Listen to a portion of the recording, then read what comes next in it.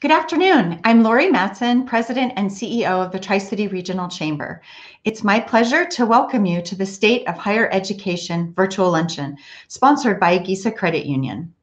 The Tri-Cities community values education, and we're so fortunate to have two first-rate higher education institutions right here in our own backyard, Columbia Basin College and Washington State University Tri-Cities.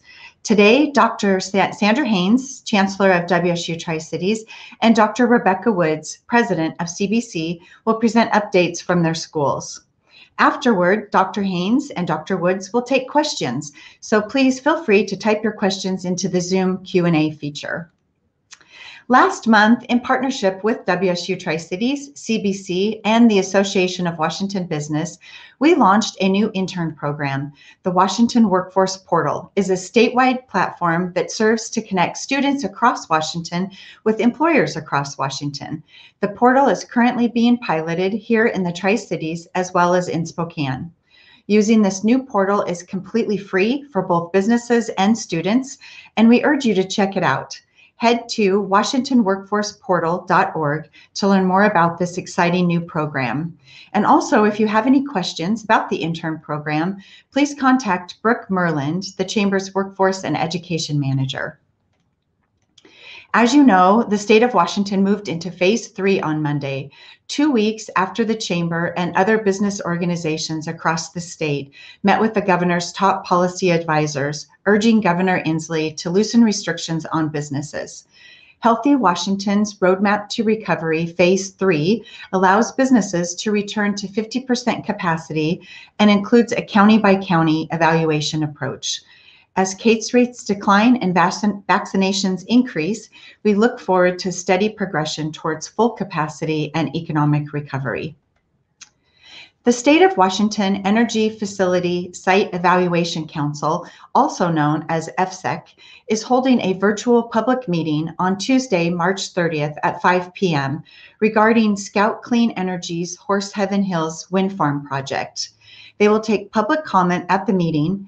Anyone who wishes to attend or speak during the public meeting should notify FSEC by phone or email. Phone number is 360-664-1345 or fsec@utc.wa.gov. You can find more information on the FSEC website at fsec.wa.gov. Next Monday, March 29th, the Washington State Department of Commerce will open applications for the fourth round of Working Washington grants. These grants are aimed at for-profit small businesses that were forced to close during COVID-19. For more information and to learn how to apply, go to commercegrants.com. Next, it's my pleasure to announce the March Member of the Month. As you know, since last spring, the Chamber's Awards and Recognition Committee has recognized businesses that have positively impacted our community during this trying time. I'm pleased to announce the committee has chosen Gravis Law as the March Member of the Month. Since they were founded in 2013, Gravis Law has grown rapidly, now counting 14 offices in 5 states across the nation. CEO Brett Spooner has been an important member of the Chamber for many years, serving on our Board of Directors, Executive Committee, and Regional Affairs Committee.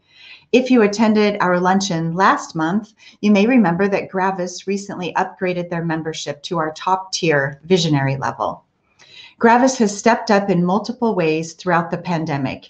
In January, Gravis purchased 10 CO2 monitors to donate to local restaurants, coffee shops, and wineries for them to open indoors and comply with the restrictions in place. Gravis Law employees also donate their time to multiple nonprofits in the community, including Benton Franklin Legal Aid and Domestic Violence Services of Benton and Franklin counties, offering pro bono work to those in need. The firm has also shown their dedication to diversity and inclusion through their FAIR initiative. FAIR, which stands for Fairness, Accountability, Inclusion, and Reform, seeks out, acknowledges, and takes action to address disparities across the legal system. Gravis encourages staff to participate in quarterly FAIR challenges that focus on combating systematic injustices. Congratulations, Gravis Law, our March Member of the Month. The sponsor of today's luncheon is Gisa Credit Union, and they've prepared a short video for our audience today. Going to CBC was wonderful as a student. CBC is a growing part of the Tri-Cities. I know they've recently become a 4-year university, and I'm actually an alumni of CBC. The campus at CBC is really wonderful. It's extremely diverse. You have students that are still attending high school to students that are alternative and they are maybe in their careers or starting a new career. We had reached out to CBC about the opportunity to maybe partner in a bigger way. And one of the things that we're doing there is we've partnered on an affinity card agreement. It's actually a branded debit card where you can get a debit card issued with the CBC Hawks logo. And every time a member swipes that card, Gisa makes a small donation back to CBC. The money that our members are helping give back to the students is going to help support those that need the funds to help continue their higher education. We now have partnership agreements with both WSU and CBC. I happen to be an alumni of both institutions.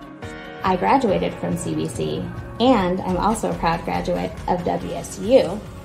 And to now partner with both of these wonderful organizations, I get to help further our mission of impacting our communities and furthering our mission of financial education to students all across Washington State and the Northwest. You know, certainly we are going to be helping promote and encourage WSU at a lot of different levels. We will have our affinity relationship, which again, I love the affinity cards. It costs the member absolutely nothing. If they want to support WSU athletics, these cards are a no-cost way for them to participate and help. And they will have the satisfaction of knowing every time I use my card, I'm helping the teams that I love.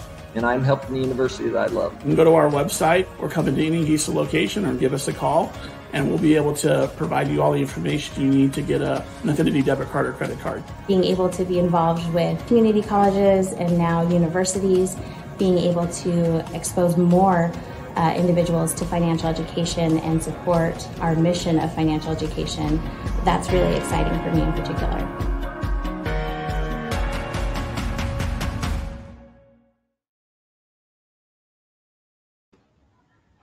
Thanks, Gisa Credit Union, for sponsoring today's luncheon. It's great to see all the personal stories there, and we really appreciate your sponsorship of our luncheon, and in addition, the support of both of our higher ed institutions. So now I'd like to turn things over to the chair of our board of directors, Shay Frigette.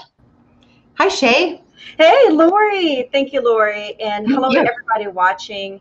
We appreciate you tuning in. I think you'll enjoy this session, and I know you'll enjoy hearing from our guests today. We're going to hear individual presentations from Dr. Haynes and Dr. Woods, and afterwards we'll have a brief Q&A session with both. So if you have any questions, make sure you use that Q&A function because we're anxious to get those questions answered for you. Well, starting off today's session will be Dr. Sandra Haynes. Dr. Haynes is the 7th Chancellor of WSU Tri-Cities and brings more than 20 years of successful high-level administrative experience. Dr. Haynes holds a faculty appointment as professor in the Department of Psychology. As a first-generation student, she recognizes the transformative power of higher education and its ability to be a true equalizer for individuals regardless of life circumstance. Dr. Haynes maintains a clear focus on excellence in academics, exceptional student support, and service to the community and industry, which in turn enhances diversity, equity, and inclusion. She uses innovative, data-driven strategies to best fulfill the campus's land-grant mission to serve regional industry needs through excellent education, research, and service. Dr. Haynes, welcome, welcome, welcome to this platform and forum. I'm going to turn it over to you. Thank you so much, Shay. Really appreciate that nice intro. You know, often when Rebecca and I present together, she goes first, and I just like to say, well, whatever Rebecca said applies. And so it's interesting for me to be going first today, but I say that sort of tongue in cheek, but to really emphasize that it's the importance and how lucky we are in the Tri-Cities to have two educational institutions, higher education institutions that are so aligned and focused on student success and on the region's success. So I'm really happy to be here today to kind of discuss the state of higher education at Washington State University Tri-Cities. We are situated, just as a review, on the beautiful North Richland campus in a prime location in the Tri-Cities Research District. We are a top-tier R1 research university, and because of that, we address the needs of our community through education and research, and by supporting solutions to local, state, and global issues. Next slide, please. Oh, okay, sorry, I'm looking at the wrong one. I have my own open, sorry about that. We have about 1,700 students, including baccalaureate and graduate degree seekers on the WSU Tri-Cities campus. Of that group, 44% identify as ethnic minority and 43% are first-generation college students. Our graduates are job ready, and because of that, we boast a 92% job or graduate school placement rate after graduation. Next slide, please. Over the past year, we have taken advantage of having very few people on campus by physically changing the campus in many ways. And that has been so much fun for us. It's been a silver lining of the COVID pandemic.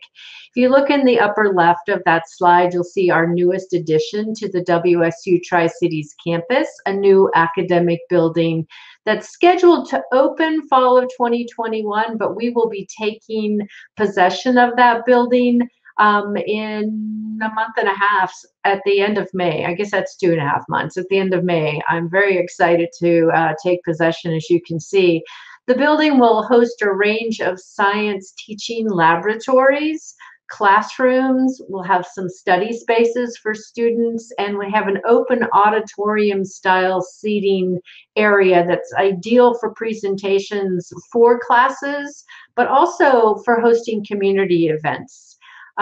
In the middle there, you see our Stories Veterans Monument. It's recently undergone some major changes that not only have changed the face of that south entry to campus, but it also emphasizes the fact that WSU Tri-Cities is known as being a military-friendly campus, and we wanted to emphasize that. We plan to hold an unveiling and celebration of that in fall 2021, probably around Veterans Day, but we want to make sure we can invite as many people as possible to those events. The other picture in the upper part of that slide shows the renovation of our campus library. It's just starting, as you can see from that slide, but we're turning the lower level of that facility into a learning commons that will house all of our student academic support services. And that means things like tutoring, the writing center, advising, trio support services, and anything else that really relates to student academic support. And we're also making some changes to help students succeed and afford college via creating pathways from other institutions into WSU Tri-Cities. So those all important transfer students. If you look on the bottom part of that slide in the left-hand corner, you'll see that during last fall, 2020, WSU Tri-Cities and our very good partner, Columbia Basin College, revamped our Bridges program. And the Bridges program is a seamless transfer program for CBC students into WSU Tri-Cities. If students opt into this program, they save on costs because WSU Tri-Cities freezes the tuition from the first year at WSU Tri-Cities after the student transfers from CBC. It also waives our transfer application fee, and we provide advising and student support resources throughout their journey from CBC into WSU Tri-Cities. It really makes for an excellent pathway between the two institutions. Looking at the other bottom corner, the right-hand bottom corner, you'll see that we also started what we're calling the I-82 Advantage program, offering in-state tuition rates for students from Umatilla County in Oregon, which includes Blue Mountain Community College. This is going to help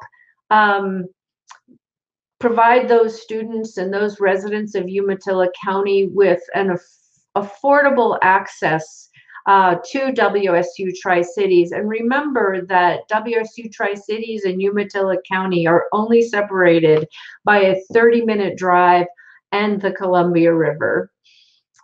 We launched a new program in the middle of that slide this year called Jumpstart, and that program offers first-year students the chance to take several courses prior to the start of the fall semester to help be sure they're prepared for college work. We initiated this because of the pandemic and the effects of the pandemic on us kind of stopping senior year in its tracks, as it did stop higher education in its tracks around spring break. And so we're making sure that we are offering support for first-time students with topics like academic reading, writing, math, study skills, and other things that will help ease the transition into college. And we're very proud to say that this program is open to all first-year students, regardless of which college, any college across the nation that they're attending. Finally, I just wanted to add one more thing that I believe really eases the transition into college. And at the March meeting of the WSU Board of Regents, they approved the removal of the SAT test as a requirement for admissions. Standardized tests are often a barrier to college application, and they can be very biased. And frankly, research shows us that they're not the best measure of a student's ability to succeed. So we're very excited about this change in our admission policy. Next slide, please, Liz. Thank you. One reason our graduates are job ready is that our faculty integrate their coursework and engage directly with regional companies and organizations to provide real-world opportunities for students in their classes, and also provide them the opportunity to engage in cutting-edge research, even at the undergraduate level. We have also worked to establish some key partnerships in the region, and primary among those is our partnership with PNNL. We have on our campus the Biosciences Engineering Laboratory, which houses researchers from WSU Tri-Cities and PNNL, and with the addition of the WSU PNNL Joint Bioproducts Institute, we will also be housing more researchers on this very important topic within that building. Next slide, please. Our recent efforts at making sure we have equity, inclusion, and social justice on campus have been really quite successful over the course of the year. We started that with the addition of Mosaic, and Mosaic is a center for student inclusion. Our community classroom series, I hope that you have all been able to take advantage of our community classrooms series. It has really received a great deal of positive feedback, and participation from the campus and the community has been outstanding.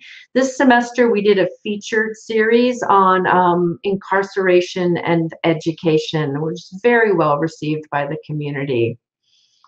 Next slide, please. As you know, last spring, just a couple weeks ago last spring, for this entire academic year, we held classes virtually because of the COVID-19 pandemic. But we brought very innovative technology into the virtual classroom setting to continue to give our students an excellent classroom experience. One such technology, it's represented on the upper right picture on your slide, was the use of Learning Glass. And Learning Glass is a backlit pane of glass that allows faculty to produce short video recorded lessons that present the material visually. You can see it there. It just jumps off the page and allows the faculty to address their audience directly as they're writing and speaking at the same time.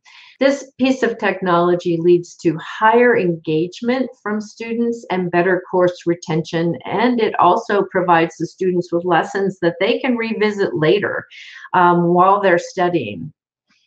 WSU Tri-Cities has also outfitted all of our classrooms with virtual learning tools so that once we return to in-person learning, students who are unable to attend a class can attend virtually when they need to.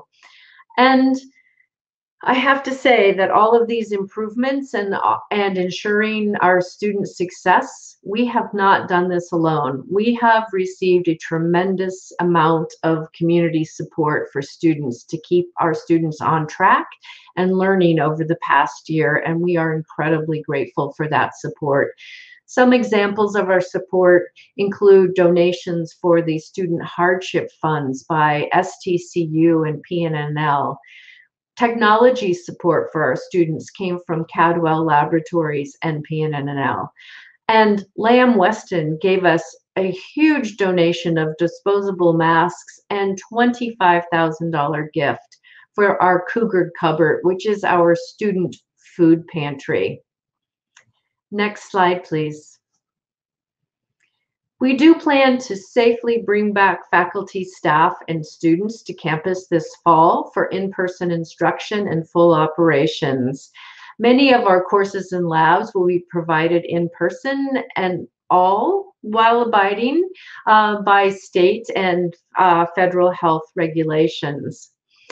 To accommodate students with in-person experiences, though, we are using an algorithm to match classroom capacity with course sections, and we're looking to identify new schedules that may run later in the night or maybe on a Saturday so that we can offer more sections while still socially distancing as the health department mandates. Next slide, please. We're also working on developing out our strategic plan. We released that last fall, and part of our strategic plan calls for an exploration of offering more and different degree programs that fit with our region's needs. We've certainly heard from our community the need for highly trained professionals in the following career paths, and we will be exploring these: agriculture, food processing, social work, communication, and criminal justice among the top needs that were articulated by the community. Next slide, please. The Tri-Cities' unique and rich energy setting makes it a hub for energy and environment-related industries, especially those that are related to decarbonizing power and decarbonizing fuel. This week, WSU Tri-Cities announced a lead gift from a valued member of our community, Bob Ferguson, to endow a professorship in energy systems. This is the first step for WSU Tri-Cities in establishing the Institute for Northwest Energy Futures, which will focus on the evolution of Northwest regional energy systems through integrating research, education, and industry. The timing of this institute is great. As you are all probably aware, the Biden administration is poised to make a historic investment in clean energy and innovation. President Biden has set ambitious goals to ensure America and the world can meet the urgent demands of the climate crisis while leading a clean energy revolution to achieve a carbon-free power sector by 2035. and put the United States on a path to net zero economy by 2050. That's very ambitious. But Washington State is not too far behind on that. We're on a similar path as Governor Inslee signed the Clean Energy Transformation Act, committing this state to an electricity supply free of greenhouse gas emissions by 2045. So the focus on energy and the environment at both the federal and state level really reinforces the need for WSU Tri-Cities to embrace our energy expertise and the environment as a primary identity for our campus, because it's so important to this region. And by doing so, we'll be able to fully integrate our academic offerings with the needs of our community. Next slide, please. One of the not so silver linings of the pandemic was that enrollment took a hit over this past year. And we have spent some time asking ourselves how we can plan to increase college attendance. We plan to reach out early, utilizing our programs like 21st Century Community Learning Centers, summer STEM camps, Gear Up in our high school, with our high school partners, Upward Bound programs, all of those things. We plan to better support our underrepresented students. We will amplify our affordability message, which is incredibly important to our students. And we are increasing our direct connections to industry. You saw a little presentation earlier about the new Washington Workforce Portal that was launched, and we are so happy to be a partner with CBC and the Chamber and AWB on this pilot portal. Very important for our area and for the state of Washington in general. Next slide. Of course, as you might imagine, we are advocates for higher education funding, and we hope that you are too. Higher education right now in the state is operating at similar levels to state funding that was allocated prior to the Great Recession of 2008. We're very thankful to the Washington State Legislature for their support in raising financial aid for students through programs like the Washington College Grant, and in recent years, increasing state allocations for universities and colleges to get us back to that 2008 level.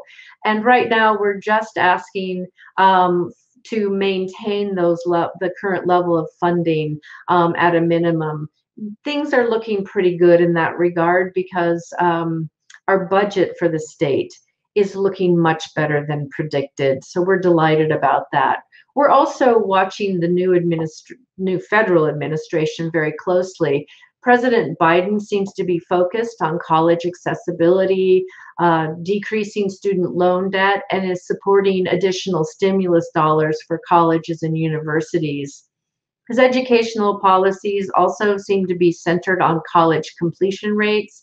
And one of the things that I think is tremendously important for higher education in the Mid-Columbia region is that they recognize that students from underrepresented and minority backgrounds may need more wraparound services for success. I'm going to let Rebecca further to discuss how she views the proposed educational policies and the new administration in general as well. Next slide, and I believe it's the last slide, is that despite COVID-19, we firmly believe that right now is an excellent time to earn a degree from WSU Tri-Cities. 50% of WSU Tri-Cities pay zero out-of-pocket expenses for tuition. Students who stay at home for college and attend WSU Tri-Cities can save up to $40,000 in room and board costs.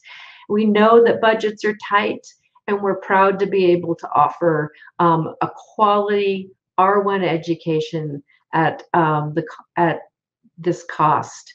We also know that students who do borrow tend to graduate with an average of about $19,000, which is the same price as a pretty nice car.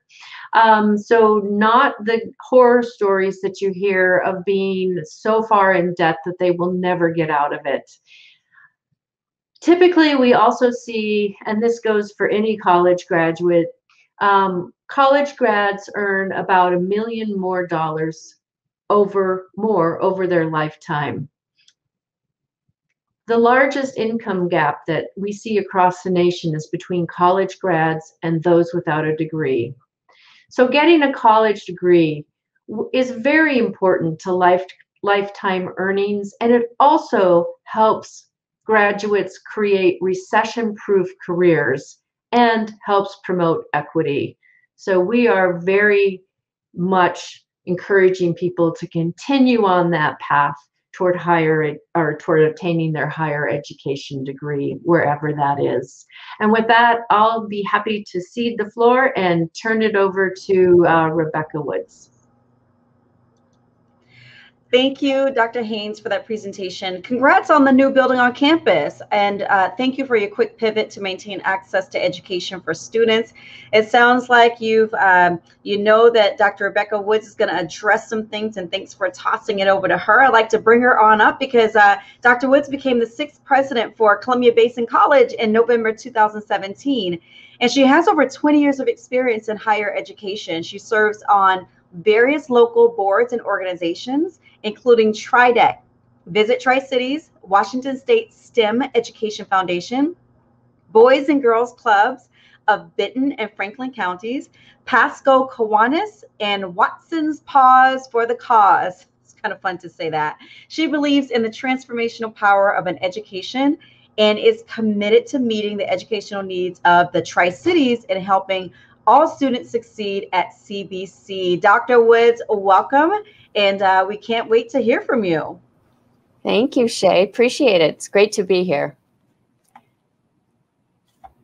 Well, thank you so much for inviting me. I am thrilled to be able to go after Sandra. You will hear me probably say a lot of what she usually says, the ditto. Next slide, please. Just a quick overview of Columbia Basin College. So we do serve over 11,000 students each year. We are proud to be able to offer small class sizes and students having that personal attention from their faculty member. We are one of 6 Hispanic serving institutions in the state. We have 43% of our enrollment is Hispanic. And we are very similar in the amount of first-generation students that WSU Tri-Cities serves, similar to what we do as well, again, over 40%. We also are able to offer over 100 different programs, and that includes everything from our short-term certificates to one of our 8 baccalaureate programs. Next slide, please. So as you know, our world was kind of turned upside down on Friday. I actually just realized it was Friday the 13th of last year, 2020, when we were in our emergency management team meeting and received the note from our state board that the governor was going to be announcing within a few hours that he was closing the K-12s and colleges and universities needed to be online. That was on Friday, and that needed to happen by Monday. So we basically cleared the room for 15 minutes so I could go take a few deep breaths and basically said, get whoever you need to help us get this done and ready by Monday, get them in the room. And so came back and had a room full of our talented employees that, again, we stayed there until we had this worked out. And we, I think, did a phenomenal job in serving our students. We were very fortunate. We were already preparing for this and just actually 2 days earlier had done a tabletop exercise with our emergency management team, walking through how we would have addressed this. It was more when it hit versus if it hit. And so we were ready. And so again, just thanks to our amazing staff that did a great job and faculty helping to continue to serve our students well. Next slide, please. As Sandra said, there's lots of innovation going on right now in the classroom and outside the classroom. So we've had everything from all kinds of new technologies, especially now with the stimulus dollars that is allowing us to outfit classrooms by whatever faculty need to be able to teach solely online, or if they're in a hybrid model, or if they're in a high flex model. We've really been fortunate to be able to have a lot of new technologies like Promethean boards. We've had some where you can see a picture here of one of our faculty member actually still in the classroom doing the experiments, but having all of that broadcast for the students that are virtual. And then all of our services, we were able to pivot those to being offered remotely as well. And a lot of things that had been planned, this just allowed us to, in essence, push that up to the top of the line. So our virtual tour had been something that was already going to be developed for our website, but we were able to get that done quickly because of the necessity to have those services available. Handed out hundreds and hundreds of laptops and hotspots for our students, and again, are currently in the process of replacing those with newer models with stimulus dollars that are now available to us. Next slide, please. So the pandemic has impacted enrollments across the country. The biggest impact has been to community colleges that you can see there. Next slide, please. The largest impact is to freshmen, so new students that were planning to start their education that ended up putting that on hold. Community colleges, again, took the biggest hit with 19% decline. And unfortunately, we were also seeing that some of those gaps in enrollments in different populations those gaps were getting even larger. So here you can see for freshmen across the US, white students were down close to 20%, but yet we had Hispanic students down closer to 30%. Next slide, please. That data, that experience held true for what our state system experienced, all 34 community and technical colleges here in the state of Washington, both in seeing new students having a higher impact as well as some of our students of color. Next slide, please. We're fortunate that at CBC, we certainly did see some declines in our enrollment, but because we are in a growing community and for a variety of reasons, we were not being, we didn't have the declines as large as across the country or across our state. Next slide, please. We are, though, again, still seeing those disparities between different student populations getting larger. And those were gaps that we were working on before the pandemic. And we now know that this is going to be something that we are already doubling down on and making sure that we are connecting with those student populations and making sure that we are supporting them with every tool that we have at our disposal. Next slide, please. We're also trying to make sure we're staying in contact with our students. So this has been hard on them, and we are wanting to make sure that we're serving them well and that the instruction is a model that works for them well. So we have done a couple different student surveys, one last spring and one in the fall, and we're really pleased to see the responses and the increases from spring to fall. So we took that information that we got last spring, and of course faculty made adjustments to their classes, we made adjustments to services, and we are pleased to just see that we're continuing to serve our students well and they're learning effectively. Next slide, please. We, of course, did a very different graduation celebration, and we are going to be doing something similar. We just announced it for this June as well, but we will be able to this June incorporate an option for students to be in full regalia and to be able to walk across the stage and have that diploma handed to them, because we know that is what they have worked so hard for, and it's such an amazing moment of celebration for them and their families, and we want to make sure that we're able to offer that for them. Next slide, please. The last thing we are going to be restarting is our athletics. So we are very grateful that we now have schedules on the books for April through June for our softball, baseball, our soccer teams, basketball teams, volleyball. Golf has already been playing in the fall. And it's obviously going to look very different. We're going to be playing just this teams on the east side, and the participation by student athletes, it does not count against their eligibility. But this has been something that the students have been practicing so hard throughout the year, and are so pleased that they're going to be able to engage in those competitions. And we know a lot of times it's these outside extracurricular activities or co-curricular activities that really help keep our students engaged and help them be successful. And athletics is a big piece of that for their engagement and for their success and completion. Next slide, please. So despite the pandemic, the other good work that we were doing continued on, and you've probably heard lots of folks talking about, originally it was P-Tech, and now it's Career Connect Tech. That is the official name, and it is launching this fall.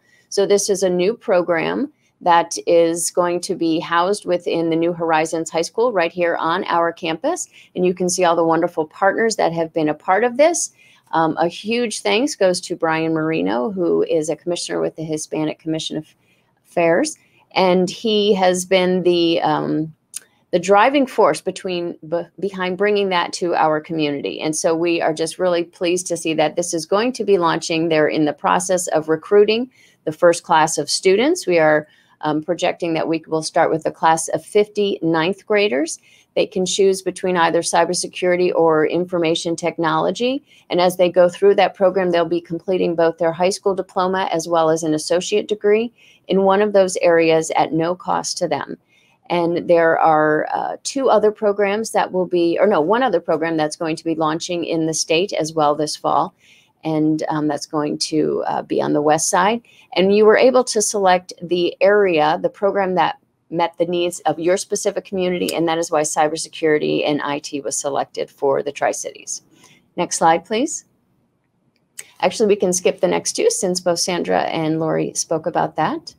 And so just a few new programs that launched this past fall was our 8th baccalaureate program in health physics. This provides a pathway for the students that have been in our associate programs in nuclear technology for them to be able to go on and complete that 4-year degree. We also launched an additional agriculture program on our campus. So this is a new associate in applied science in agriculture production.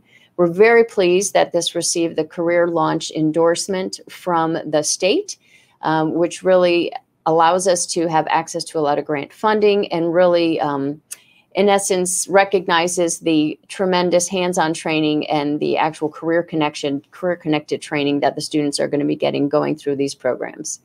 And then the next baccalaureate program that we are in the process of reviewing would be in community health. Next slide, please.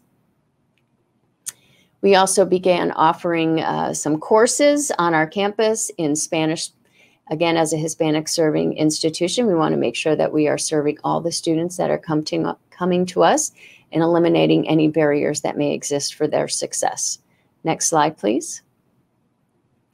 We also launched some new services. Elisa Hernandez is our new director for our Career Services Office. That not only is a great new service for our students, but also for our community. So when employers are looking to hire CBC students or graduates, they now have one place of contact where they can go and have that connection made.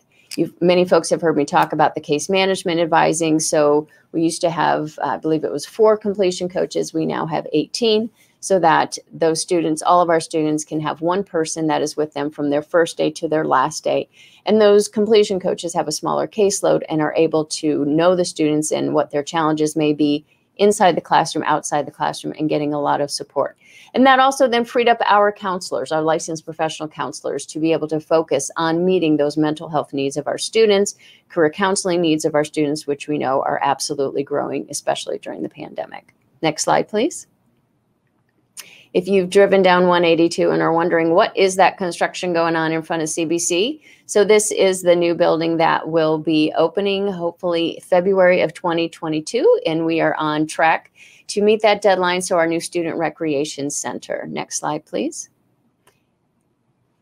We just wanted to give a shout out that Georgetown University just completed a study and was looking at different variables such as cost and debt and annual earnings of our graduates, and based on those criteria named Columbia Basin College a smart choice. So next slide, please. I think that's it. So thank you very much and happy to answer questions. Thank you, Dr. Woods, for that presentation, and congratulations on your new building as well. I went to Winthrop University in Rock Hill, and when I go back to visit, I barely recognize my campus, and I love seeing advancement and movement in these institutions. Let's bring Dr. Haynes back on screen with us to answer a few questions. Remember, for those of you out there watching, if you have questions, please feel free to use the Q&A function in Zoom. We love to hear from you and get those questions in front of our guests here. We'll get to as many questions as possible, time permitting. I do have a question for you. And I'll start with Rebecca on this, and then Dr. Haynes, if you'd like to chime in, I'd love to hear from you as well. Rebecca, you shared some light on the impact to enrollment and progress for students during this unprecedented time of the global pandemic. And you also shared some actions that you're taking to help with this.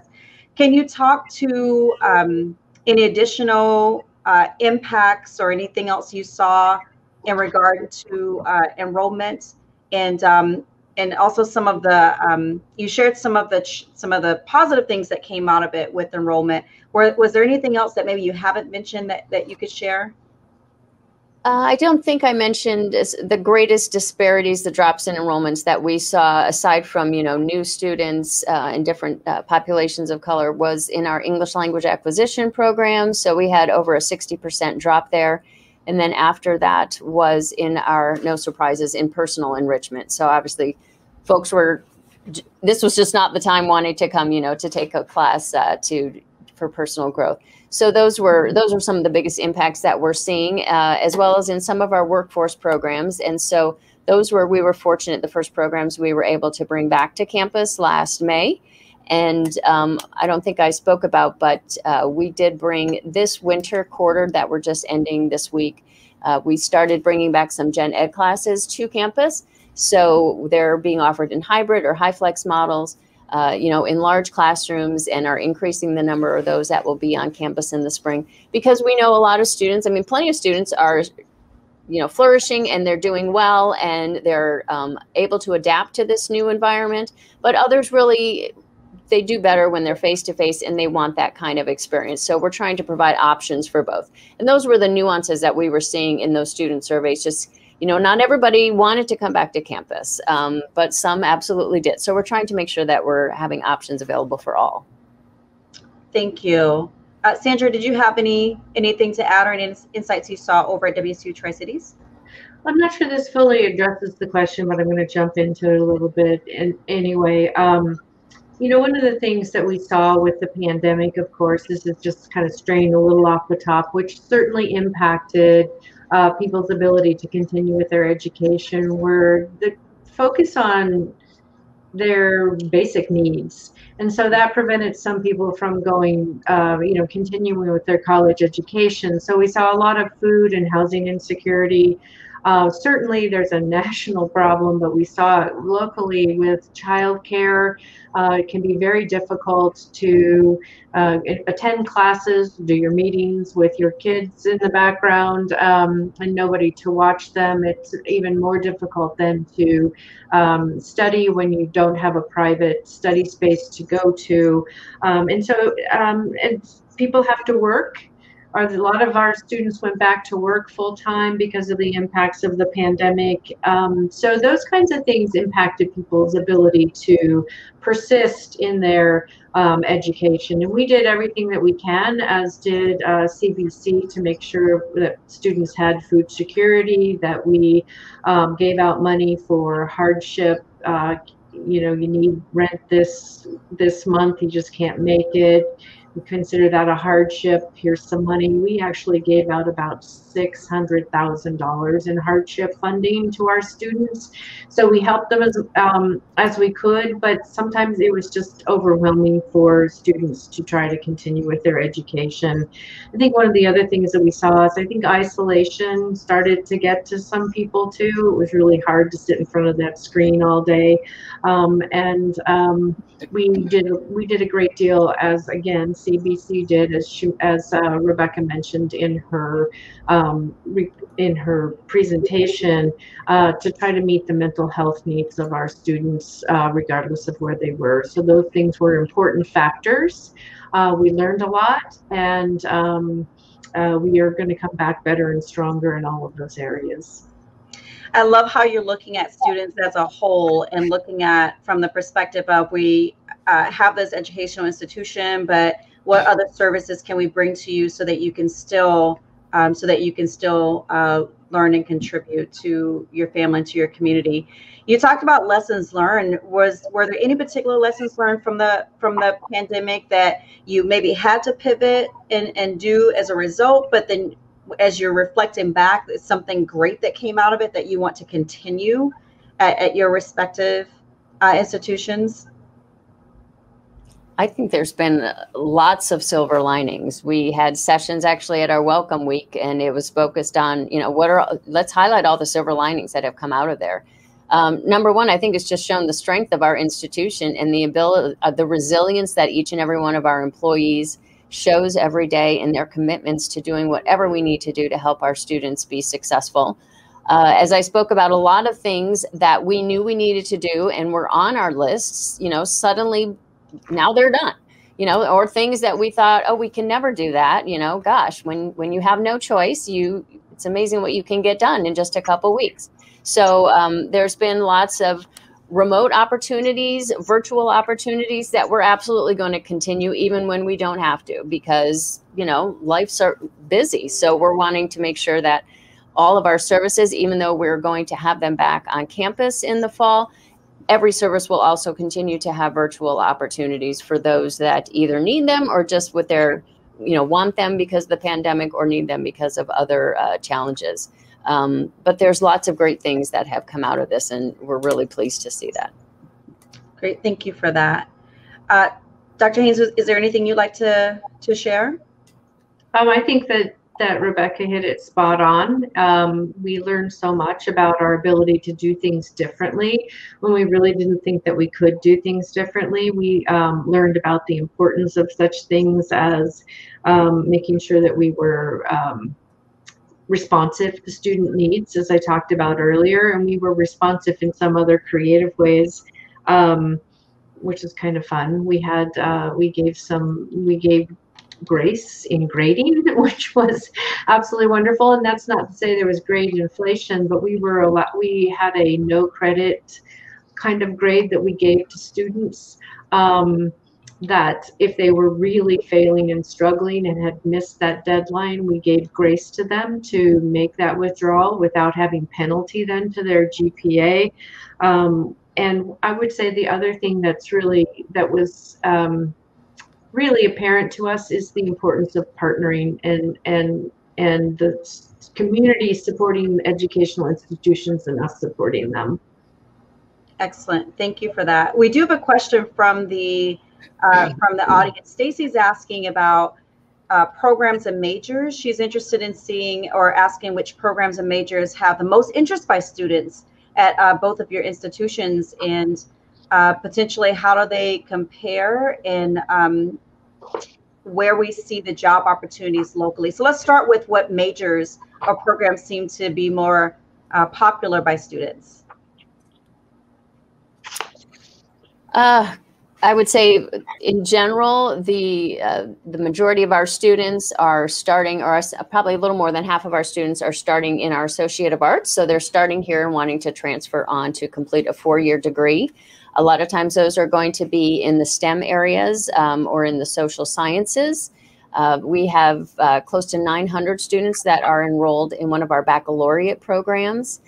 So that's really been great for us. A big increase in our education, our early childhood, as well as with the new bachelor's in teacher education. So as the needs are growing in the community, the enrollments there are growing as well. We've seen a good increase in our engineering technology program. A lot of the STEM fields, which absolutely would align well, obviously, with the workforce needs, we're starting to see increased enrollments in those programs, increased demand for them. We've got the same. We've got pretty high enrollment in the STEM fields, as you might imagine. Engineering is very high.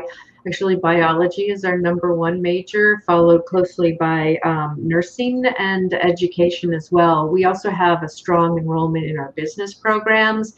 And as you might imagine, and I would be remiss to say in front of Shay, we have pretty darn good enrollment in our viticulture and enology programs as well.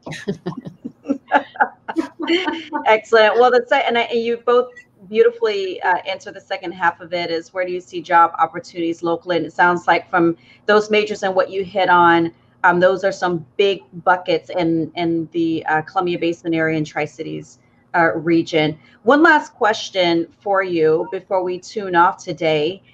This is from Denise, who's watching, and she asks, if you're doing away with standardized tests, how will you gauge a potential student's readiness to enroll and be successful in your institution? So research shows us that the best predictor of college success is your high school GPA. And so we'll be focusing on high school GPA, but not stopping there. We'll do a true holistic review of students. So we'll be able to look at what were their extracurricular activities in high school? What were the quality of their high school courses? Did they take all PE all the time in high school, or did they really focus in? I know that that's not possible. That was a joke. Or did they focus in on those academic kinds of courses that would prepare them and set them up for success in college? So we take kind of more of a holistic approach to student application. And again, using that high school GPA, research has shown time and again that that is the best predictor of college success. And we want to make sure that we honor that. Standardized tests can have their share of issues. They can definitely show bias. They certainly favor people who can afford to take prep courses for those tests and disfavor those who cannot. And so we really are eliminating some bias in those tests by not using them as a measure of someone's potential. Rebecca, it looks like you agree with that. I see you shaking your head. Anything to add? We use a multiple measures approach to having students, decide what is the best place for them to start. And absolutely, high school transcripts is a big part of that. A guided self-placement model, which has been new during the pandemic. So, faculty have, with a lot of guidance from them, students go through, all the things that they may or may not know how to do. And then with that guidance of where's the appropriate place to start. But yeah, just looking at one test, that is not a successful way to have a student start at a place that's going to work well for them. Awesome. Well, thank you so very much for taking time to be with us today and to answer these questions from our audience. We really appreciate that. I think this has been a beautiful session, but it wouldn't be a chamber luncheon without door prizes. And we do have 2 prizes today. We have a bottle of Columbia Winery Cabernet paired with a $50 gift card to CG Public House and Catering. And the winner of this, drum roll please, is Trish Heron with PNNL. Trish, I hope that you are watching because congratulations, you're the big winner there. And here's one more. We have a bottle of Bookwalter Chardonnay paired with the $50 gift card to Caden Coffee and Crepes. I need another drum roll, please. The winner is Brandon Wilm with Design West Architects. Brandon, I hope you're listening in. Congratulations. And thank you very much for joining us. Before we end today, I would love to thank our guest speakers, Dr. Sandra Haynes and Dr. Rebecca Woods, GISA Credit Union for sponsoring today's luncheon, and all of you who've joined us virtually this afternoon. We really appreciate that. A video of today's luncheon will be posted on the Chamber's YouTube channel and shared on our Facebook page. Please pass the link along to your friends, your family, your coworkers, and anyone you think would find interest in this topic today. Thank you so very much for joining us. Have a fantastic rest of the week.